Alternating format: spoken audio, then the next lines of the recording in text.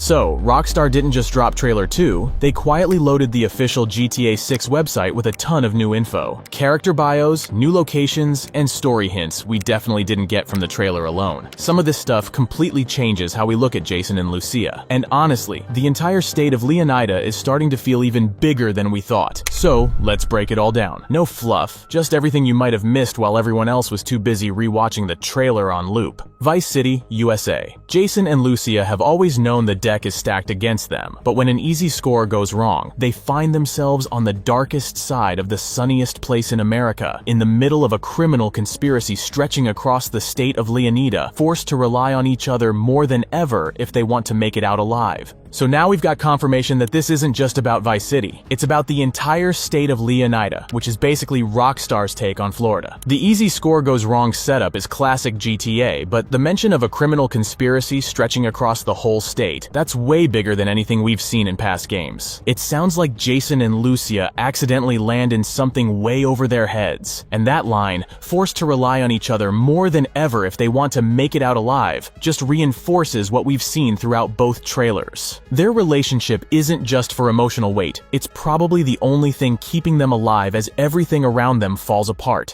Then we get a short character description for Jason, along with a bunch of new images of him, and they give us a bit more insight into who he really is. Jason wants an easy life, but things just keep getting harder. Jason grew up around grifters and crooks. After a stint in the army trying to shake off his troubled teens, he found himself in the Keys doing what he knows best, working for local drug runners. It might be time to try something new. So now we know Jason isn't just some random dude doing odd jobs. He's got a past tied directly to crime, and even tried to break out of it by joining the army. But after that, he just slid right back into the underworld, this time running jobs for drug dealers in the Florida Keys. It makes a lot of sense now why he's so calm during high-stress moments in the trailer. He's been through a lot, and crime isn't something new for him. It's just what he knows. That last line, "It might be time to try something new," is interesting too. Maybe that something new is the bigger heist we see in the trailer. Or maybe it's him trying to run his own operation instead of just working for other people. Either way, he's clearly done playing small time. After that, we get even more pictures of Jason. All new shots, not seen in the trailer. And alongside those, there's another quote. "If anything happens, I'm right behind you." Then it adds, "Another day in paradise, right?" Meeting Lucia could be the best or worst thing to ever happen to him. Jason knows how he'd like it to turn out, but right now it's hard to tell. This adds more weight to what we've already seen. Jason's fully committed to whatever this is with Lucia, but he also knows it could go sideways fast. That one line says a lot. Right behind you, not ahead of you or protecting you, but riding shotgun in whatever mess they get into. It fits perfectly with the tone Rockstar's been setting. He's not leading, he's not following, he's just in it with her, wherever it goes. And again, Rockstar leans into that line between love and danger. Jason clearly wants this to work, but with everything getting more chaotic, even he's not sure how it'll end. Then the site gives us more insight into Lucia, and there's quite a bit to unpack. Her full name is confirmed, Lucia Caminos, and her backstory paints a very different picture from Jason's. Lucia's father taught her to fight as soon as she could walk. Life has been coming at her swinging ever since. Fighting for her family landed her in the Leonida Penitentiary. Sheer luck got her out. Lucia's learned her lesson, only smart moves from here. So right away we see she's not just tough, she's been raised that way from the beginning. Unlike Jason, who drifted back into crime after trying to walk away from it, Lucia's path seems like it was never really a choice. Survival mode from day one. Her time in prison clearly left a mark, and now she's done taking dumb risks. Everything going forward is calculated, or at least that's the plan. Then we get a bit more context on what's driving her. More than anything, Lucia wants the good life her mom has dreamed of since their days in Liberty City. But instead of half-baked fantasies, Lucia is prepared to take matters into her own hands. That Liberty City mention, yeah, that caught my attention. Rockstar doesn't just name-drop stuff like that for no reason. It connects Lucia's backstory to the bigger GTA world, and it makes you wonder if they're setting up something way bigger, not just for the story, but maybe for the future of GTA Online. I mean, think about it. Leonida's already massive, but what if Rockstar's plan is to expand the map over time? Like drop DLCs or new chapters set in other cities, and Liberty City could easily be one of them. Kinda like how they kept updating GTA Online for years, but this time with full new locations. And again, Lucia isn't just causing chaos for fun. She's clearly trying to build something, make a better life. Not chasing some fantasy, but actually taking control. She's got a plan, and the fact that Rockstar's showing us that this early, that's saying a lot. Then it gets more direct. The only thing that matters is who you know and what you got. A life with Jason could be her way out. Fresh out of prison and ready to change the odds in her favor, Lucia's committed to her plan no matter what it takes. So yeah, the partnership with Jason isn't just about love or adrenaline. For her, it's strategic. If they stick together, they might actually beat the system that's been against them from the start. But there's also a sense of danger in that line, no matter what it takes. Feels like she's ready to burn bridges if it means breaking out of the cycle. Then we get another line tied to a new piece of artwork showing Jason and Lucia laying on a bed.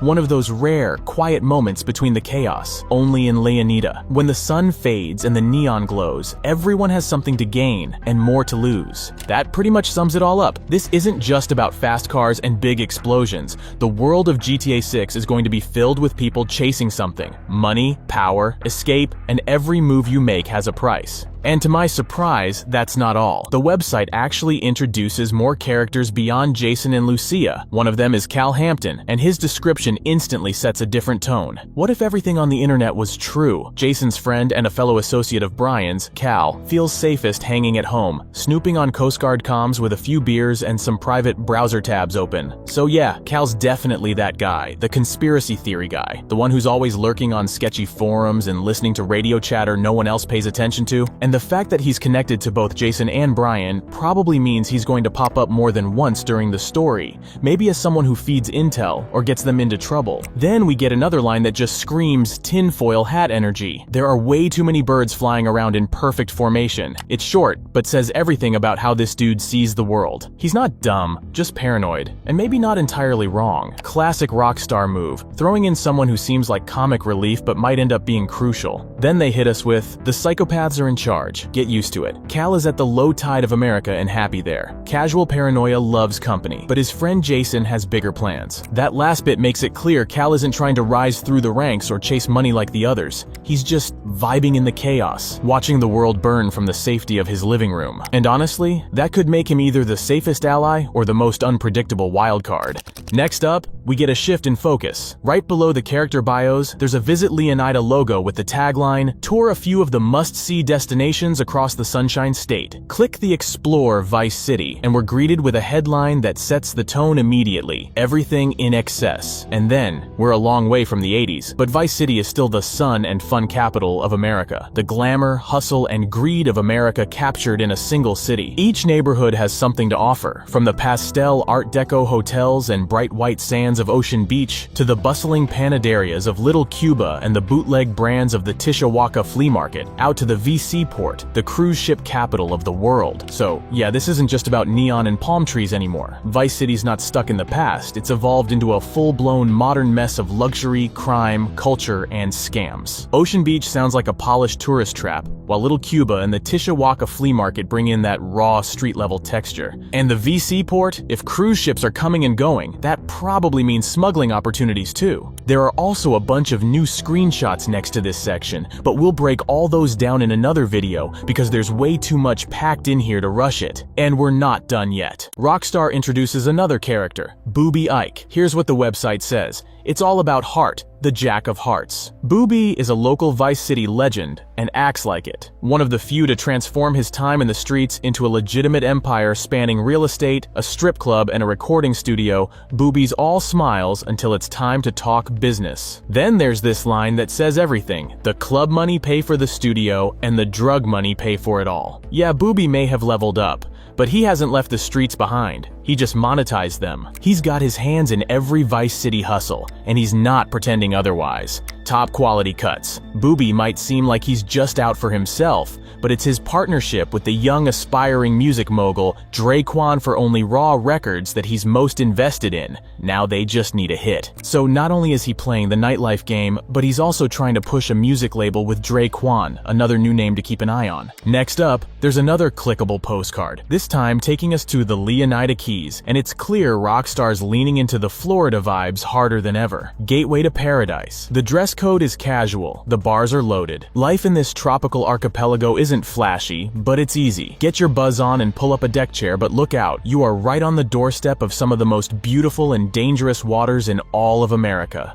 It sounds chill on the surface, but the ending is a reminder that trouble's never too far in this world. And judging by the screenshots here, the Keys won't just be a small side area, there's a lot of variety packed in. We've got swampy back roads with gators, bars like the Rusty Anchor, bridges stretching across massive open water, low-flying seaplanes, people passed out on benches, scuba divers under the surface, and a yacht party scene straight out of a music video. It's a very different vibe from Vice City, but no less detailed, and some of these shots honestly look closer to real photos than in-game captures. Rockstar's engine is clearly pushing boundaries here. And finally, we get some background on Draquan Priest, the young music entrepreneur tied to Booby Ike's empire. The site reads, Draquan Priest, only raw records. Draquan was always more of a hustler than a gangster. Even when he was dealing on the streets to make ends meet, breaking into music was the goal. Then there's this quote from him that sums up his mindset perfectly. Dancers are like my A&Rs. If the record's a hit, DJ's gonna be spinning it. This guy clearly sees opportunity everywhere, including strip clubs. Below that, Rockstar adds, you're with the label now. Now that he's signed the real dimes, Draquan's days of booking acts into Booby's strip club might be numbered as he sets his sights on the Vice City scene. So while Booby laid the groundwork, Draquan's clearly trying to take things further, turning the nightlife hustle into something way bigger. You can already tell he's got his eyes on the top. And with guys like him around,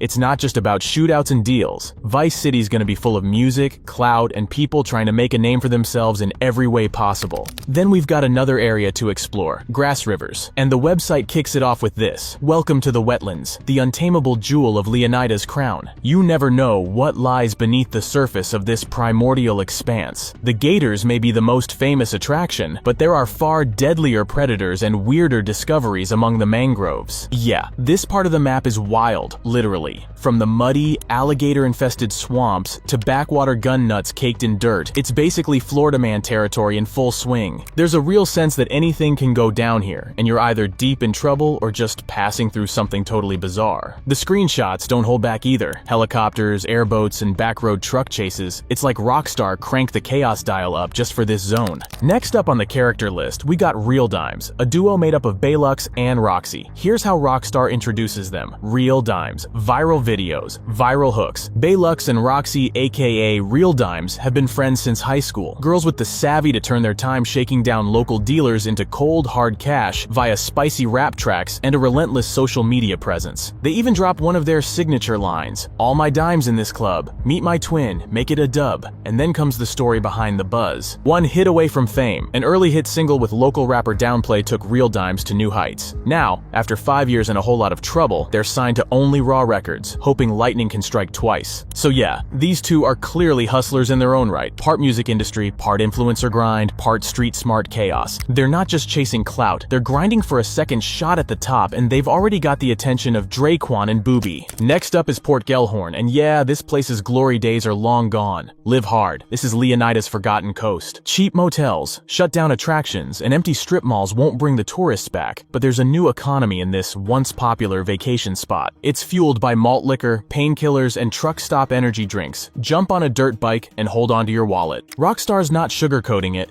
This area looks rough, the kind of place where everything's falling apart but somehow still alive in its own chaotic way. Neon signs flicker outside strip clubs, dudes are passed out next to shopping carts, and there's a heavy dose of don't ask too many questions in the air. Port Gellhorn feels like the wild edge of Leonida, sketchy, trashy, and exactly the kind of place where GTA stories are born.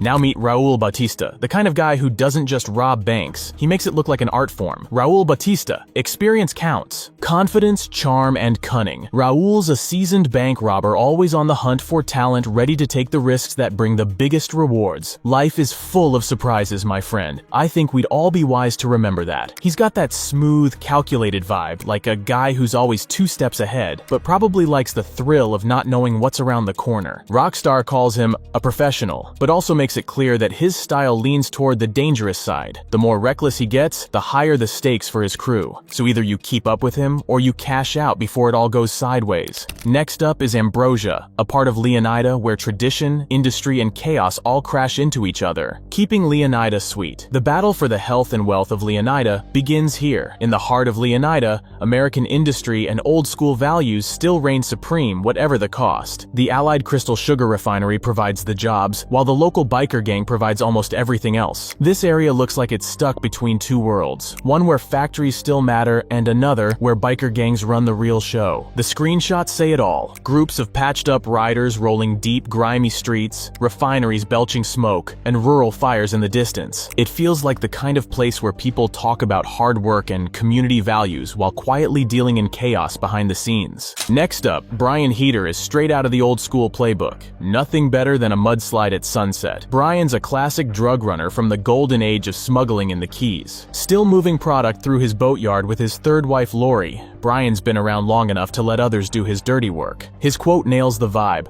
"I hauled so much grass in that plane, I could make the state of Leonida levitate." Don't let the Hawaiian shirt and tan fool you. Brian might look like a chilled-out beach bum, but the guy's sharp. He's got Jason staying at one of his spots rent-free, but of course, there's a catch. As long as Jason helps with a few errands and shows up for sangria with Lori, it's all good. Then there's Mount Calaga, the northernmost edge of the map, and it definitely looks like the place Rockstar will use to let players completely unplug from the chaos of Vice City. The description on the site reads, "Wild, wild country. Room to breathe on the state's northern fringes. A national landmark up against the state's northern border, Mount Calaga offers prime hunting, fishing, and off-road trails. In the lush surrounding backwoods, hillbilly mystics and paranoid radicals live far from the prying eyes of the government." So yeah, we're probably going to run into everything from militia compounds to meth labs out there, but it's not all danger. The place looks stunning. You've got peaceful kayaking scenes, deer roaming by the river, quad bikes tearing through dirt trails, and helicopters flying low over remote cliffs. It's the kind of area that feels like a throwback to Blaine County from GTA 5, but way more alive and grounded in the modern American weirdness Rockstar loves to mock. And that's how it ends, with Jason and Lucia digging through the trunk, probably plotting their next move, and that now iconic sunset logo popping up again. But this time it's paired with something a little less exciting. The official release date, May 26th, 2026. Yup, it's confirmed, and sadly, still no mention of a PC release. At this point, it's starting to feel like we might not get it until 2027 or even later. Hopefully not 2030, but well, with Rockstar, you never know. So yeah, turns out Rockstar's website might be the most underrated part of this whole reveal. From shady new characters to wild new locations, it's clear they're building something way bigger than just Vice City. But that's just scratching the surface. We've still got all those new screenshots to go through in another video, so hit that subscribe button and turn on the bell so you don't miss it. And if you noticed anything interesting I skipped, throw it in the comments. I'm reading all of them.